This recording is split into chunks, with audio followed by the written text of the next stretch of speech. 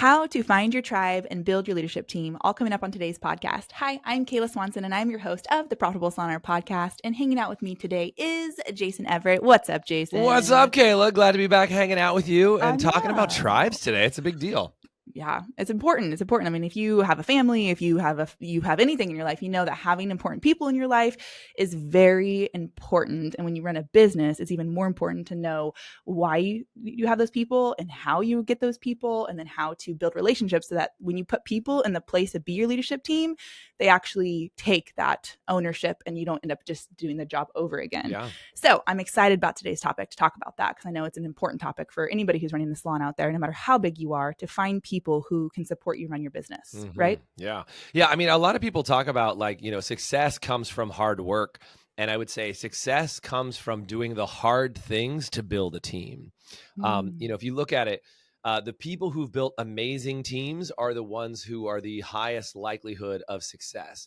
Especially if you look at like Silicon Valley or something like that, the people who run those companies very often don't do the actual day-to-day operations. They literally build teams of people, and they are incompetent at most of the things inside their business. But they're really competent in is finding amazing people, cultivating amazing people, and getting out of the way. Wow. That's important. That last part, getting out of the way. And I'll tell you, it is a kiss of death. Like if you're listening to me on this and you've built your business, your salon from scratch, the problem is that it was probably built on your back, especially when you're the producer, right? Salon owners get stuck in this mode because most salon owners, and in our academy, 95% of our salon owners are hands-on stylists. This is me with shears, by the way, right? Nice. They're hands-on stylists. Like they cut hair and turned into salon owners. There is 3 to 5% of our owners that they don't know how to cut hair and they just built a salon company, but that's not normally how it works. So the problem is that your production is the first part of your business. So it's built on your effort, your work, your effort, everything that you do builds up your business. And the problem with that is that then extracting you from the business is almost impossible.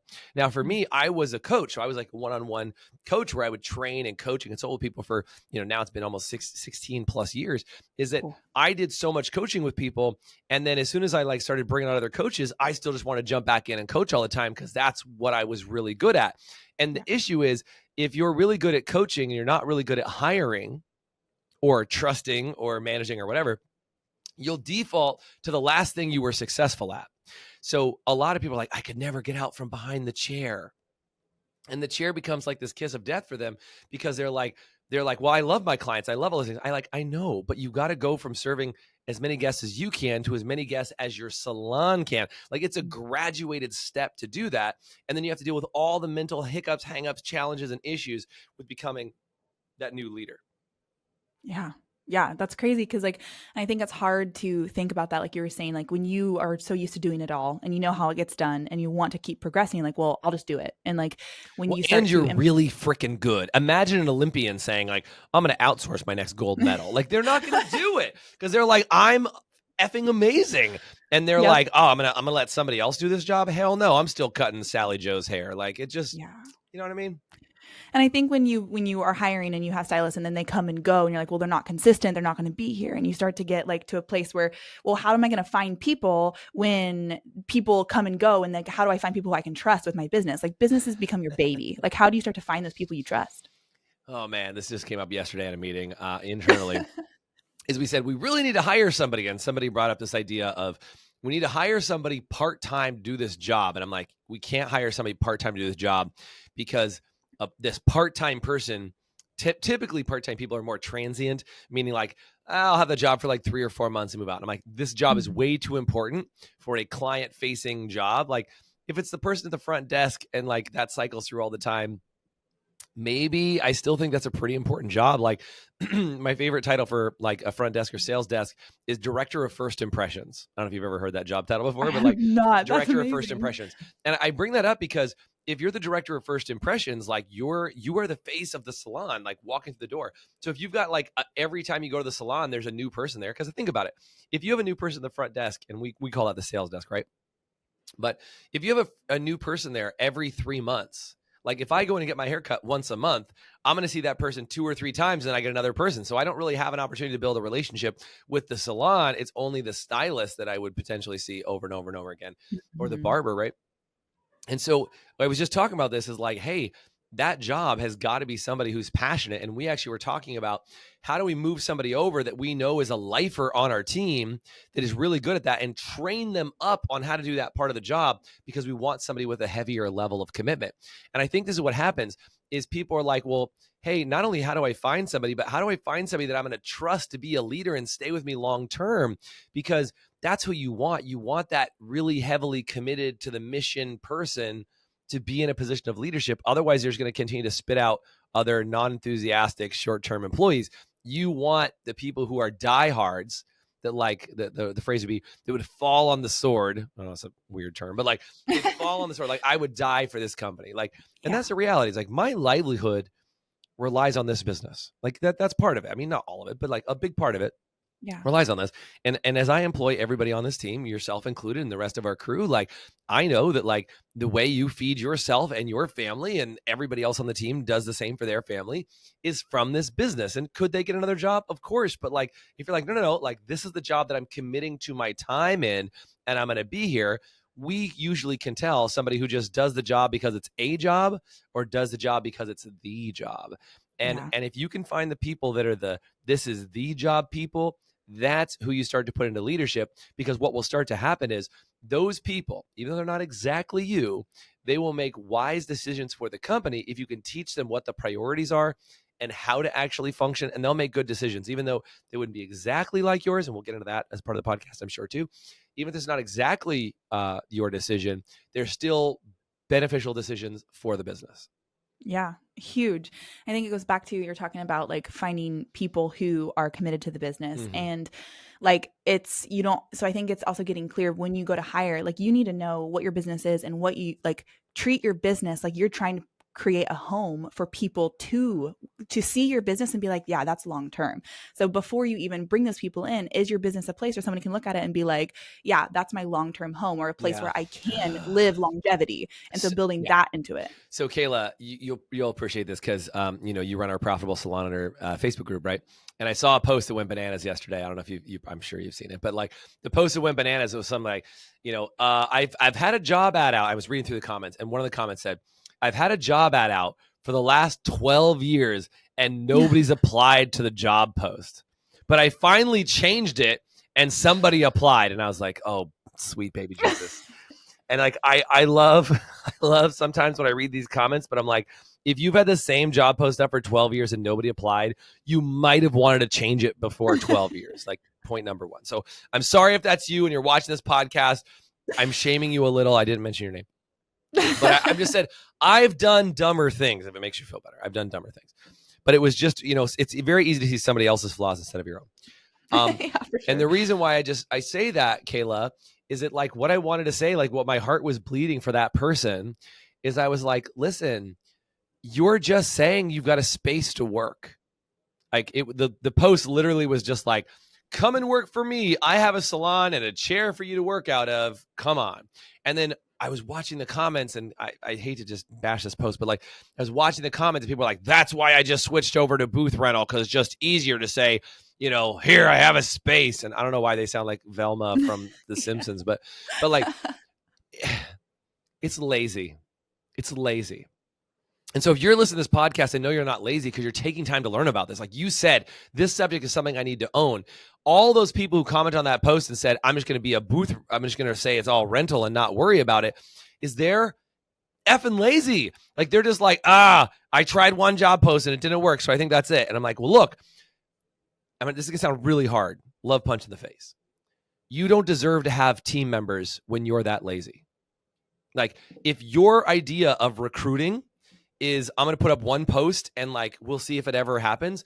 Why would I ever expect that you would train me or help me or support me to do all the things that I need to do to become successful? Versus if you're constantly changing up your ad and working on it and refining and making it better and doing all the things you need to do and saying like, hey, I'm going to help train you and become a better person, whatever. Like I need to prove to anybody who wants to work for me, like if I put out a job ad, it should scream everything about our company that makes it amazing. And if your job ad just says, I got a place to work, they know everything they need to know about you. And that's why they don't apply for a job. So your job is to showcase how amazing your company is. And I don't know if you remember way back to when you read the job description for this company, Kayla. Maybe you do, maybe you don't. But in general, what I hear from people is they're like, actually, you were a referral, so it didn't count that way, right? But my point is, most people who apply to a job post for us will say, man, I was reading through this and you sound unlike any other company I've ever interviewed for. And I'm like, bam, got you. Like, and I don't mean like, oh, great, they're going to be perfect no matter what. I just mean that even the wrong people realize that we're an incredible place to work. And like, as an owner, as a leader, if you want to attract people who are going to stay with you a long time, you have to stand out. You are not McDonald's. You're not Starbucks. You're not Home Depot. Like, be an incredible business that takes care of people and grows them into leaders, and be an incredible leader. Invest in your own leadership and development. Get coaching, get support, participate in every leadership conference you can possibly get your hands on, and help your leaders do the same thing. Like, I want to develop leaders into being incredible human beings, because I know how bad I was. I was a terrible leader. And my 10-year forward version of myself is going to say, I'm a terrible leader right now by compared to who I will be in 10 years. Are you still guessing what your color services are actually costing you? Guessing the cost of your services is eating into your profits. With Salon Scale, you can separate your parts from your labor and charge for every drop of color used. Stop letting your back bar drain your earnings. Click the link in the description to get 10% off of your first year, or start your free trial today. Salon Scale. Profit starts with every mix. I love that. And I want to like make sure the point is like, not only write a post that says that you're amazing, but also give the heart and soul to look at your business and do you have an amazing place to work? Don't tell them you're amazing. Show them you're amazing. This is really important, because to exactly your point, Kayla, you can't just say, by the way, we're amazing and totally unique and different and special. That's not what our post says. Our post doesn't say, we're so special, you should come work for us. That's arrogant. What it says is, here's who we want. Here's who we don't want. Here's where we're going. And that's what stands out to people, is we're so crystal clear on it. Like, I was talking to another person on our team yesterday. We were talking about code of honor. And she said, the reason why I wanted to work for you is you guys had this thing called a code of honor. It was a set of rules that everybody agreed to live by. And I had never even heard of that before. And that just sounded like an incredible place to work. People who actually have rules and follow them. Yeah, for sure. And I was like, that'll help you stand out. And everybody in our academy, first thing they do, build a code of honor to stand out in a marketplace, and said, we're going to hold ourselves to a higher standard than everybody else. Yeah. Right. For sure. Because you have like, I mean, you're competing with all the salons down the street, right? And so you're building a job ad that is, you're wanting to attract people. And so how are you different? How do you stand out? You can't look at the other job ads and be like, you have to stand out from them. And people have been, maybe they've been burned from work, or maybe they're a booth runner wanting to come to commission. And so they have past experiences. So you can speak into those experiences and be like, if this is your experience, or like you want to be a golden light of like, hey, I know you like, this is what is happening here. Come work with us because you'll have a better life. And so people will apply because they're like, I want something better. Even if they have a job right now, they're not going to apply for your job unless they see that, oh, this is something better. I'm going to go for it. So let's say you are looking for that leader, right? You're looking for that leader and you're like, how do I find that leader and recruit that leader? Well, if you know that, and like we're talking about it right now, Kayla, if you know you're looking for a leader and say, hey, are you sick and tired of working for somebody who just like puts you in your chair and says, have a nice life? Are you looking for somebody to help guide you to become the leader you've always wanted to be? Do you have dreams of owning a salon one day, running a salon one day, and having an incredible team of people that loves to work with you, that will not only listen to what you say because of who you are, but because of how you help them grow? We'd love to talk to you about a leadership opportunity that's recently opened inside of our salon as we continue to grow and expand, right? Like, that's the type of job post you want to have, not like currently looking for salon manager, must be available on Tuesdays, must have prior management experience, and be willing to deal with a-holes that don't want to work. Like, do you know what I'm saying? Like, you have to like inspire them to step up and to step into that opportunity. And by the way, don't ever say like, recently our manager quit and we're looking for a new leader. It should always be, we are growing. Like, we are growing. And even, by the way, just so you guys all kind of like, because you have head trash about that, I would imagine, even if you lose somebody, that's called a growing pain. Mm-hmm. So don't feel weird about saying like, well, I'm not growing, we were shrinking. It's a growing pain when you take a step backwards to go forward. Still growing. I'm giving you full permission to say when a manager leaves or somebody leaves, that's called growth because you are growing as a business owner. So always use that like we're growing, we are expanding, we are moving forward, and like use that positive forward thinking language. And by the way, if you're not a positive forward thinking person, you're going to have to clean that up before you attract the right leaders, because you cannot attract a leader if you are a poor leader, right? A poor leader will attract a lot of followers. An exceptional leader will attract other leaders. So this is the difference. You can be a leader of followers, no big deal. But to be a leader of leaders, and that's what I'm talking about right now, to become a true leader of leaders requires you leveling yourself up and becoming a better leader. Like I pay thousands of dollars a month to take leadership classes and trainings and go to programs and do whatever, like myself. And people are like, well, Jason, you've been doing that 16 years. When are you going to stop doing that? I'm like, I am not. I actually increase it every single year by more spend and more money, because not only are my coaches getting higher level, my level of leadership is becoming more prolific and higher end. And so it's just, there's fewer and fewer people. So the rate continues to go up. I don't say that to brag. I just say that as like, if you can't make that same claim that you're paying more now for coaching than you were paying 5 years ago, then maybe you're not growing as a leader. You know, like I hope your coach is leveling up just as much as you want to level up, and you should be watching your coach level up in front of you. And if your coach isn't leveling up, you got the wrong coach. For sure. Because you're not just growing a business. Like if you're just focused on your business and that's all you're focusing on growing, you're not going to get very far. You're going to hit a point when you're stale and you're stagnant, or you're backsliding even. Because if you're not growing yourself as a person, because when you bring in people, like people are coming to work for you to have their livelihood. And if you're not growing yourself as a person, how are you going to grow them? And so that's one of my favorite points that we make, is like, it's not just about your business, it's about you growing yourself. We're going to take a commercial break. When we come back, we're going to talk about how to, when you have your leadership team, now we've talked about hiring them and how to bring the people in. When you have them, how to equip them to be, to actually take over tasks and be a help to you. So we'll be right back, and I'll see you when we come back from the break. Ready to transform your business and improve your salon's profitability?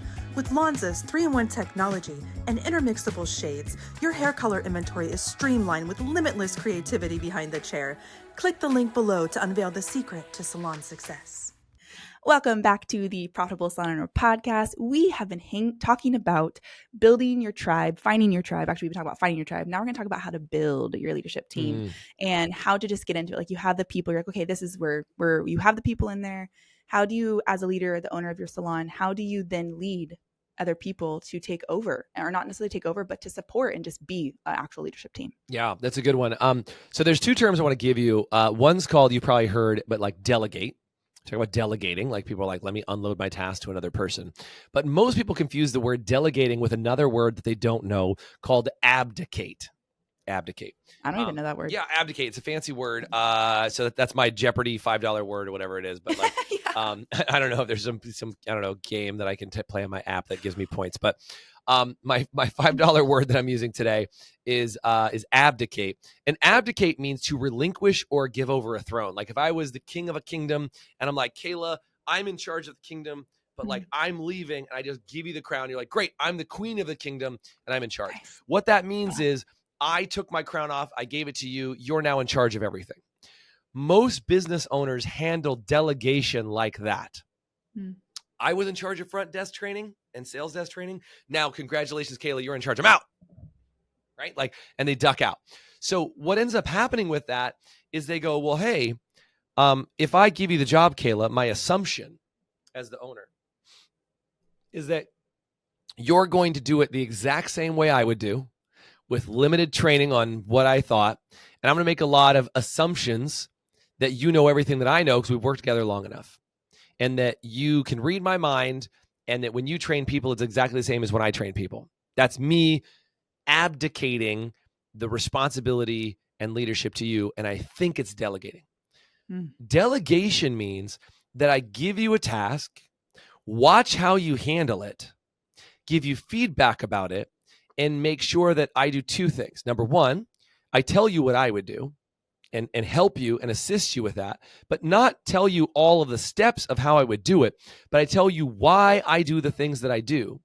And then I allow you to make it your own as long as you get the same outcome. See, this is really tricky, and this is where most people screw up in the delegation abdication play. Is that what most people do is they want to write up the system to prevent you from failing. And they're like, let me give you the 25-step checklist that prevents you from ever making a mistake. And then Kayla's like, I don't want to do this. I'm not Jason. I don't do these 25 things. It's not how I do it. Like, and again, you took over the podcast for me, right? Like, in a great way, took over. That sounds very like you raided the castle and took it over. But I passed the podcast over to you, and you run it differently than I do. But it's great and it's growing. And I was like, Kayla, you and I talk about this all the time. Always prove me wrong with numbers. If the podcast is growing, I will high five you all day long. I gave you some frameworks. You run it a little bit differently. That's cool. People love the podcast. And hopefully if you're listening, you say you love the podcast, shout at your radio, wherever you're listening, that you love the podcast, or type in the thing, say, I love Kayla on the podcast, whatever it is. Because what's interesting is, as I've given over the podcast, you now are having more interviews with other clients, and you're bringing other people and some of our sponsors and all this other stuff. Like, you're able to do even more than I was ever able to do, because I didn't give you a rigid, strict format that said, only do this, Kayla, don't go outside these bumpers. Right? Yep. So as you're growing and developing other leaders, you want to delegate, not abdicate, right? You want to give them some boundaries, allow them to be themselves, and get to the same outcome that you want. Like I said, prove me wrong with numbers. If you can get the results, like let's say somebody else is taking over for the front desk, and all of a sudden the front desk or the sales desk is now pre-booking at higher numbers than they were when you were training them. That's a good indicator, or a positive indicator, that they're doing something really, really well. And what you want to be careful of is not just systematizing and saying, okay, that's the new process. Now let's like write all that down and just make sure it's there. It's like, no. We want to empower people to be themselves, but get to the same outcome that we're looking for. So if you're clear on your outcomes, you can help guide other people to the way in which they would do it. Now, are you ready to increase your retention and revenue and convert website traffic to clients? Then you're ready for Maya. Maya creates better business relationships by pairing the right clients with the right beauty professionals. Use promo code HPSA for your first 2 months free. Visit joinmaya.com to get started. There's some interesting things on that. You don't want to just give people freedom right out the gate and be like, hey, Kayla, you're in charge, do it the way you want. Remember, there's a subtle difference there. That'd be back to abdicating, as if I'm like, hey, Kayla, the outcome is get people to listen to the podcast, have a nice life. That's too much freedom. So I need to give you frameworks and freedom to build within those frameworks to make it your own, right? So whether you're training a front desk or training a manager or training anybody, is you give the manager the priorities. Hey, I want to make sure that our retail to sales numbers go from 20% to 25%, or 30% or 40%, whatever that is. I want to see our pre-book numbers getting to 80 and 90% pre-book across the board for the entire salon. I want people to tell me that their one-on-one meetings are extraordinary and they feel like they're getting help. And I want to see our retention of staff going this way. And I want to see our number of appointments that we have inside the salon getting this number. If you're driving all those numbers, I know you're doing the right thing. And then you have weekly check-ins with that manager to say, okay, let's look at those numbers. Are you, and by the way, in our system, we have a red, yellow, green light system for a lot of our numbers that exist for management. Is green boundary means that you are on track and doing what you should be doing. Yellow means something slipped, and red means there's a problem. And when our leadership team turns in their numbers every week, it's like red, yellow, green. That leadership team should say, hey, all my numbers are green. I'm smashing it. And it's going really, really well. If they're like, hey, I'm doing okay, but there's a couple areas that are yellow, it comes with an explanation. Like, it's yellow, but here's what I'm going to do to get it back to green. And if it's red, that probably means they're going to have a meeting with somebody. They're going to have a meeting and say, hey, I'm having a huge problem here and I need some help. Please jump in. And that's when the director or the leader or whomever needs to jump in and get that accomplished. And it's a very different methodology. Like, notice how much, like, if I relinquished the throne and just left the kingdom, and going back to that example, there'd be no red, yellow, green light system. It's just like, hey, Kayla, why are you screwing this up when I come back? Hey, the kingdom has a problem. I don't know what that was my analogy today, but like, it's a problem and you screwed it all up. What's your fault? And like, that's what everybody's afraid of. They're afraid of getting yelled at by the owner for doing a bad job when they've been given very little explanation. So I'm going to throw out this challenge question to you. If you have a leader on your team that's failing, my question would be, how much continual training are you giving them about developing them as a leader? Training does not count as telling them what to do. If you're training them on telling them what to do, I already know why you're failing. You should be training them on how to be a better leader and why they're doing what they're doing. You do not need to tell people what to do and how to do it. If you're telling them what to do and how to do it, that's your failure. I love that. I love that because even going back to what we said before, like if you're wanting to cultivate a place where people want to stay long term, like I'm building a leadership team, they're gonna stay long term. That plays into like people want to be able to own their job. Like my favorite part about it is like I get to own my position, and so I've given I am a leader here, and so like I get to make this job my own and do it my way and feel like I'm a part of something because I have a say, and I have my creativity is like utilized, and I can give my opinion, and there's so much space for me to work too. But I am also very much guided in terms of like there's areas that I don't know. Like I'm still learning. I'm still young in my work life. You get feedback on your work, right? I mean, again, all the time. You get feedback on your work all the time, but the goal is like it's feedback and development on developing you as a person no matter what. Exactly. And like, Kayla, I always tell you this and say it on the show, but I want everybody to hear kind of our relationship and how it plays out, hopefully for your relationship with your staff, is like, I want to continue to grow and develop you no matter what you do. And if I can help you do that, then we're doing a great job. It's like when I can detach myself and be like, oh, I hope I have a stranglehold on Kayla so she stays forever. Okay, that's one way to lead. Or I can just be like, Kayla, I want to make you a better person no matter what you do. And like, that'll come through in how I lead you as a manager. I think so many salon owners are like, I only want to help you and train you to be a better manager here. And that sounds crazy, but I think the less you worry about like if they're going to stay with you forever, and the more you just worry about, are they a better person? Like people stay with you because they believe that you truly have their best interest at heart instead of your own interest that happens to fit their agenda. Is like, I truly want everybody on my team to know I want them to grow as people, and I'll do whatever it takes to help them grow. And if I do that, I'm going to grow leaders, as opposed to just saying, let me teach you more of the skills required to do your job. And that's when people like, even with teaching people how to do a consultation, is that if I show you like in a salon how to do a consultation so you could do better consultations here, that's a different intention than me saying, let me show you how to do a better consultation for the rest of your life.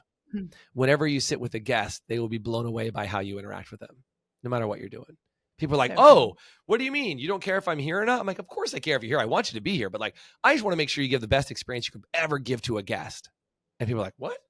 Why do you care about my life and what I do for the rest of my salon career? I'm like, because my job is to grow you as a stylist, no matter what that is, or to grow you as an esthetician, or grow you as a nail tech, or grow you as whatever, right? Or groom you as a front desk person, or groom you as a leader, or groom you as a manager, or groom you as my accounting person, or whatever that is, my social media person.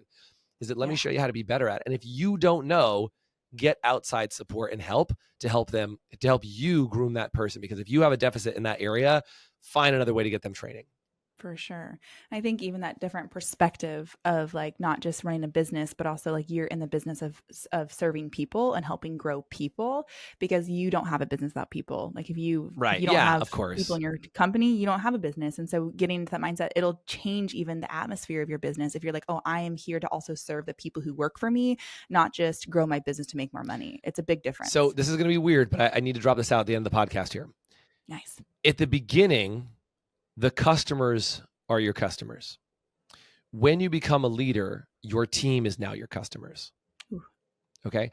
So what that means is you now rely on your team to deliver to your customers, but now you need to deliver to your other customers, which are your team. Like my leadership team are my clients at this point. I need to make sure that they're doing things. And it's weird because they're clients that also deliver. Like it's a weird concept. I hope you can wrap your brain around this. But the idea is that I want to take care of my leadership team so they can be the best possible version of themselves. And I think this is where a lot of salon owners fail, is they never make the transition from their customers being the guests in the salon to their clients and customers being their staff. And by the way, your staff pays you with their time. And I know it seems weird because you pay them, but they pay you with their time. And so, while you don't necessarily directly work for them, that's just the concept I want you to wrap your brain around, is that your job is to equip them with everything they need. No different than the guest that was there. That guest comes in and says, hey, my hair's messed up. How do you fix it? And you're like, I got the fix for you. Now your staff is going like, hey, my staff is messed up. How do I fix it? And you're like, I got the right solution for you. Let me help you with that. Let me show you how to do your own hair. Let me show you how to do your own one-on-one meetings. And like, your job is to tool and equip them to be incredible. And then the same thing with managers, to tool and equip them to be incredible. And like, once you do that, and again, think of it like in the same analogy of like teaching them to do their hair at home as a stylist is no different than you teaching your leaders how to go and actually train their staff in your absence, right? That's what you're doing. And you get to make that upgrade to go from the clients and customers of the salon being your primary focus to now your leadership team being your focus. And even, by the way, even if you have multiple locations, let's move out and say you've got 10 locations or 100 locations or whatever it is for you as a salon. Now those 10 general managers are your clients and customers that you're keeping happy and helping them and training them and all those other things. So just know you got to make those, you get to make those upgrades in order to succeed as a business owner by developing leaders. That was a very good point to make in the end here. Heck yeah. Think that was, if you found this helpful at any capacity, comment helpful. If you're listening in your car, just yell at the radio. If they made it this far in the podcast, they were like, this is some good stuff. I have no doubt in my mind. And, unless you just forgot about us and left us running in the background, which if you're making breakfast, make me some too. Okay. Yeah, nice. Yeah, bring it over. We will have some. But you also can reach out to us anywhere. Just search us anywhere. We're all over the place. And I hope that you found a lot of value out of this and you're inspired to, if you have a leadership team already, to cultivate them and show up for them better. Or if you don't have one, to put yourself in a place where you can get one, because that's the next step in growing your company, is finding people who can, like Jason said, take over for you, or to be able to hold down the fort in your absence. I mean, imagine more vacations, imagine growing, opening more salons, because you have the space to do that rather than trying to do it all on your own. You cannot do it all on your own and expect to grow. Yeah. So, and guys, you enjoyed this podcast. Yeah. If you, by the way, if you're not part of our Profitable Salon Owner Facebook group, join the Facebook group. That's a great place to go get knowledge and resources and extend this conversation. Come party with us. So go to Facebook, search Profitable Salon Owner Facebook group for commission salon owners, and we'll love to have you there. So thank you guys so much. Yeah. Thank you. See you next time on the Profitable Salon Owner Podcast. You've been listening to the Profitable Salon Owner Podcast. Be sure to like, subscribe, leave us a review, and check us out at profitablesalon.com for more episodes, content, and to help you turn your salon into the business you've always dreamt of.